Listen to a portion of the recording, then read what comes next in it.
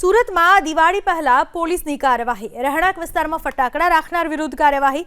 અમરોલીમાં રહેણાંક વિસ્તારમાં ફટાકડાનું ગોડાઉન બનાવનારની ધરપકડ કરાઈ। અમરોલીના કોસાડ આવાસ H5માં પોલીસના દરોડા 8,59,000થી વધુનો મુદ્દામાલ જપ્ત કરવામાં આવ્યો। સુરતમાં દિવાળી પહેલા આ પોલીસે કાર્યવાહી કરી। રહેણાંક વિસ્તારમાં ફટાકડા રાખનાર વિરુદ્ધ કાર્યવાહી કરવામાં આવી, જ્યાં રહેણાંક વિસ્તારમાં ફટાકડાનું આખું ગોડાઉન બનાવવામાં આવ્યું હતું। એ શખ્સની ધરપકડ કરવામાં આવી। કોસાડ આવાસ H5માં પોલીસે દરોડા પાડ્યા અને ત્યાંથી રહેણાંક મકાનમાંથી 8,59,000થી વધુનો ફટાકડાનો મુદ્દામાલ જપ્ત કરવામાં આવ્યો, કારણ કે આ પ્રકારે ફટાકડા રાખવા જોખમી બની જતા હોય છે। આ વિશે વધુ માહિતી આપવા સુરતથી જોડાઈ ચૂક્યા છે ફોન લાઈન પર અમારા સંવાદદાતા।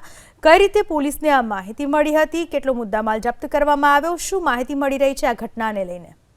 जी बिल्कुल, फटाकड़ा ने लईने एक जाહેરનામું છે ને એ પ્રમાણે ગાઈડલાઈન અનુસાર તેની પરવાનગી લેવાની હોય છે અને ત્યારબાદ ફટાકડાનું વેચાણ કરવાનું હોય છે। પરંતુ સુરતના અમરોલી વિસ્તારમાં રહેણાંક વિસ્તારની અંદર આ પ્રમાણે ઘરની અંદર જ ફટાકડા કે સંગ્રહ કરી રાખવામાં આવ્યા હતા અને ત્યારબાદ તેને વેચાણ કરવાના હતા। ભૂતકાળમાં જે પ્રમાણે આગજનીની ઘટના ઘટી છે અને રહેણાંક વિસ્તારમાં આ પ્રમાણે જ્યારે ગોડાઉનો આવેલા હોય છે ત્યારે લોકો માટે હાનિકારક સાબિત થતું હોય છે, ત્યારે ધ્યાનમાં રાખીને અમરોલી પોલીસે કોસાડ આવાસમાં દરોડા પાડ્યા હતા। ત્યાં 5 લાખથી વધુના જે ફટાકડા છે એ જપ્ત કરવામાં આવે છે અને એક વ્યક્તિની ધરપકડ કરવામાં આવી છે।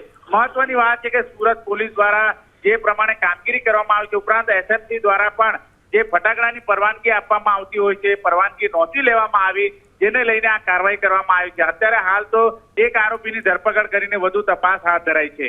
જી, આભાર આપનો તમામ માહિતી બદલ।